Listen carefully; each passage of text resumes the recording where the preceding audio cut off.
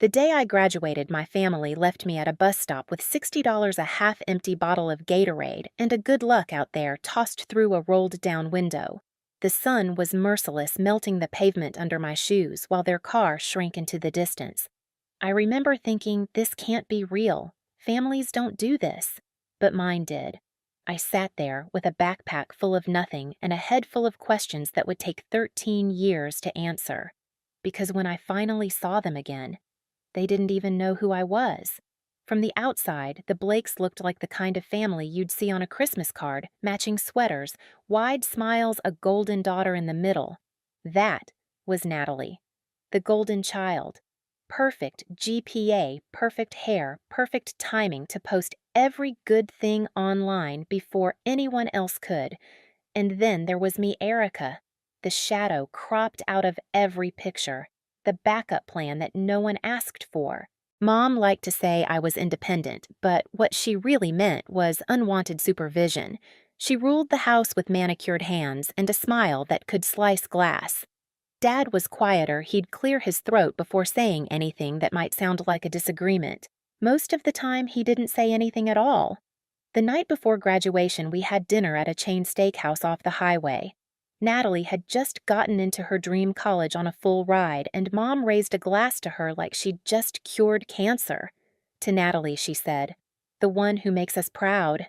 I smiled because that's what I was trained to do. When Mom's gaze turned to me, it was brief, obligatory, and to Erica for finishing. Everyone laughed, except me. I didn't know that would be my last meal with them. The next morning was chaos, caps, gowns, camera flashes, families hugging their kids tight. Mine stood at the edge of the parking lot like they were already halfway gone. When the ceremony ended, I turned around to find them. Natalie was taking selfies with her friends. Mom was checking her phone. Dad was talking to a man from his office. I waved. No one waved back. We walked to the car in silence. I thought they'd drive me home, maybe go for ice cream like the other families. Instead, we pulled into the bus stop off Route 9. The tires crunched against the gravel. I waited for someone to speak. Mom leaned across the seat, her perfume thick and sweet cherry blossom and distance.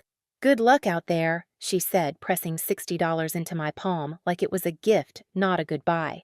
I opened my mouth, but no sound came out. The car door slammed. The taillights disappeared around the bend. That moment split my life in half before and after the bus stop. After that, there were no more dinners, no more phone calls, no more holidays. Just silence. The kind that hums in your ears until you forget what voices sound like. I found a cheap motel a few miles away, the kind with flickering lights and carpets that tell stories you don't want to hear. The sign outside read, "Sunny Pines." There were no pines and nothing sunny about it, but it had a lock, a shower, and a mattress that didn't ask questions. I lay there that night staring at the ceiling, thinking maybe being left behind wasn't the end. Maybe it was the beginning of something they'd never see coming. The first week alone felt like living inside a bad dream that wouldn't fade when the sun came up. Every morning, I'd count the $60 again like it might multiply overnight. It never did. The vending machine at the bus station became my breakfast, lunch, and dinner. By the time I found work at a gas station on the edge of Brookfield, I had $12 left and blisters that looked like maps of everywhere I didn't want to be. The gas station manager, Mr. Liu, hired me under the table for $8.50 an hour. I mopped floors, cleaned bathrooms, stocked shelves. He didn't ask questions, and I didn't offer answers. At night, I'd walk back to Sunny Pines, my shoes soaked from the rain, my clothes smelling like diesel and loneliness. The only sound in the room was the hum of the old air conditioner trying to breathe. One night at the diner across the street, I met Jo. She was the kind of woman who looked like she'd seen every version of rock bottom and learned to laugh at it. Purple streaks in her hair chipped nail polish sarcasm like armor. "You new in town?" she asked, lighting a cigarette even though the sign said not to. "Sort of," I said. She studied me, then smirked. "You've got that just fell out of my own life look. Don't worry, it fades." Jo became my accidental friend. We'd talk after shifts, sitting on milk crates behind the diner, Bruno, her three-legged dog, snoring between us. She didn't pity me. She just listened, and sometimes that was enough. Weeks passed. Then I met Caleb, a quiet man with calloused hands who ran a small wood shop near the edge of town. He came into the diner one morning, noticed the sketches I was doodling on napkins, tables, shelves, anything with clean lines and hidden strength. "You draw?" he asked. "Just mess around." He nodded toward the lines. "Come by the shop sometime. See if you can turn those drawings into something real." I showed up the next day. The shop smelled like sawdust and lemon oil. Caleb didn't talk much, just handed me sandpaper and told me to start on an old oak board. By the time the sun set, my arms ached, but something inside me had quieted. I hadn't realized how much noise pain makes until it's replaced by purpose. Caleb paid me in cash and sandwiches. After a few weeks, he taught me how to stain wood, how to listen for the grain instead of fighting it. "You've got patience," he said once, almost surprised. I laughed, but later in the bathroom, I cried. It was the first kind word an adult had given me in years. The phrase, "good luck out there," still echoed in my head, but it didn't sting anymore, it fueled me. Every time I heard my mom's voice in my memory, I'd push harder, sand longer, stay later. One night, Jo caught me sketching again. "You still drawing shelves?" she asked. "Yeah," I said, trying to figure out how to make something that stands when everything else falls. She grinned. "That's not furniture, kid, that's therapy." I didn't know it then, but that was the turning point the moment my survival became creation. I wasn't just working anymore. I was building a way out. Work became my rhythm, the only thing that made sense. Mornings at the gas station, evenings at the diner, weekends sanding wood in Caleb's shop. My hands toughened, my savings jar filled slowly. I stopped checking my phone because there was never anything there. No missed calls, no come home. Silence became its own language, and I learned to live fluently in it. Months blurred into a year. Then, Lena walked into the shop, a boutique owner from 2 towns over. She saw one of my sketches pinned on Caleb's wall. "Could you build this?" she asked. I almost said no. Then I said yes, even though I had no tools of my own, no clue if I could pull it off.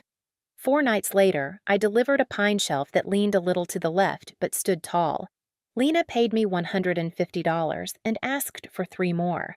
That money felt heavier than the $60 my mom had pressed into my hand years ago. It had worth. Caleb started giving me space in the back corner of his shop. I taped a note above my workbench that said, "Break the cycle." Every time I looked at it, I worked harder, quieter, steadier. The shop became my church. Then, Marcus showed up, a local filmmaker who made short features about small-town creators. Jo had sent him my name without asking. He filmed me sanding, staining, shaping wood into stories. He called the piece "Hands Make Homes." It was posted online, just another local video, until it wasn't. Orders started trickling in. Comments piled up. For the first time in my life, strangers saw me and not as the forgotten one. That's when the first message came. From Mom. "Hey, sweetheart, saw your little video. So proud of you. You've always had that spark." My fingers hovered over the reply button, then froze. Proud. The word felt foreign, like she'd borrowed it from someone else's language. I didn't answer. 2 days later, Dad emailed family reunion, reunited and stronger. "Would love to see you there." Attached was a flyer with smiling clip art people holding hands. I laughed out loud. Reunited and stronger, they'd left me on a curb like forgotten luggage. I printed the flyer and taped it to my fridge beside Bruno's photo. Jo noticed it when she stopped by for coffee. "You going?" she asked. Not sure. She leaned back in her chair. "You're not thinking about showing up humble, are you? Maybe." "Liar." She grinned. "Show up like the plot twist." That night, I stared at the flyer again. For the first time, I didn't feel small. I felt ready. Marcus dropped by a few days later. "If you go," he said, "don't go to prove anything. Go to show what they missed." I smiled. "Quiet power, right?" He nodded. "Exactly." The next morning, I stood in front of the mirror, hair tied low, white shirt pressed. I looked at my reflection and whispered, "Good luck out there." This time it wasn't a curse. It was a promise. 13 years later, the bus stop was still there, same cracked bench, same leaning sign. But I wasn't. The girl who'd been left behind had turned into someone they'd have to look up to see. The limo slowed beside the park where the reunion banner flapped in the wind. The Blake family, reunited and stronger. I almost laughed. Stronger for who? The driver opened the door. Sunlight hit the chrome, catching every pair of eyes nearby. Conversations stopped mid-sentence. Kids froze with dripping popsicles. Then I stepped out.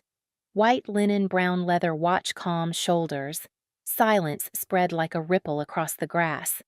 For a moment, none of them knew who I was. Mom's hand flew to her chest. Dad's plastic cup tipped spilling punch down his khakis. Natalie, perfect as ever, said my name like a question she didn't want the answer to. Erica. I smiled, slow. Hey, stranger. It was like tossing a match into dry leaves. Whispers caught fire. That's her Erica, the one from that woodwork video. I could see it click in their heads. The same woman they'd ignored was now the one strangers admired. Mom moved first, her heels sinking in the grass. You look different. I said. I grew up. She forced a laugh that sounded like glass underfoot. We're just so proud of you. Everyone's been talking about your success. I raised my cup of lemonade. Glad to give them something new to talk about. Dad joined in, trying to look paternal. Didn't expect you to make it, kiddo. I didn't expect the bus stop, I replied evenly. He blinked, color draining. Mom's smile faltered. The words hung there heavy and sharp. Natalie swooped in, as polished as ever. You didn't have to make it a statement. I didn't, I said. This is just who I am now. Her lips tightened. They never meant to hurt you. I know. They just didn't care if they did. That shut her up. Around us, relatives began circling, buzzing like flies around honey they didn't earn. We always knew you'd turn out fine, Uncle Mike said, patting my shoulder like he'd trained me himself. Guess we raised you tough, Aunt Pam added. I smiled without agreeing. Funny thing about memory, I said quietly. It forgets who left first. Then came Sienna. She looked exactly as I remembered from Marcus's old photos, flawless, curated beige everything. She carried a tray of brownies like it was an offering. Erica, what a surprise, she said brightly. Your aunt invited me. We met at a charity event. I told her how inspiring your story was. I tilted my head. Inspiring, huh? She nodded, eyes glittering. I just wanted them to see how far you've come. I'm sure you did, I said. The smile on my face didn't reach my eyes. People started taking pictures, phones out, flashes blinking. My story suddenly their trophy. The same family who'd left me behind now posed like they'd carried me here. I set my drink down slowly, deliberately. You know, I said, there's something poetic about this. Dad frowned. About what? About leaving someone at a bus stop and watching them arrive in a limo? No one spoke. A bird chirped somewhere, the only sound brave enough to exist. Mom reached out as if to touch my arm. Erica, please don't be dramatic. We just wanted to reconnect. Reconnect, I repeated. Like a plug you forgot existed. She flinched. I stepped closer, my voice soft but unshakable. You left me there with $60 and a bottle of Gatorade. You said, good luck out there, like it was mercy. But luck had nothing to do with what I built. Dad tried to smile weak and wobbly. Well, look how great you turned out. Maybe we did something right. No, I said. You just stopped doing anything at all. The wind shifted. Everyone felt it. The performance was over. I didn't want to scream or cry. I wanted them to see.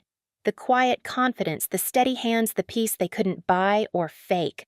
I'd spent years sanding down every splinter they left in me until all that remained was strength. I picked up my purse.